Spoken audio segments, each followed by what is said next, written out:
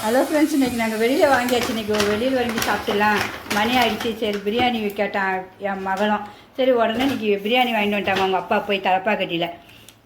சூப்பராக என்னென்ன இருக்குன்னு பார்ப்போமா? இதை பார்த்திங்களா, சிக்கன் பிரியாணி சூப்பராக நல்லா 3 பேர் சாப்பிட்ற அளவு இருக்குது கரெக்டாக. அப்படி தான் வாங்கிட்டு வந்தேன். அதுக்கப்புறம் இந்த பாருங்க, சூப்பராக முட்டை ஒன்று அதை அப்படியே வச்சிடுறேன் பிள்ளைங்களுக்கு சாப்பாடு. அவள் தலைப்பாக்கட்டில் தான் அப்பா வேணும்னுட்டா. சரி அங்கேயே வாங்கிட்டு வந்துடுறோம்மா. நாங்கள் அவனுக்கு பசி வந்துச்சு, கத்துறான் பேரன்.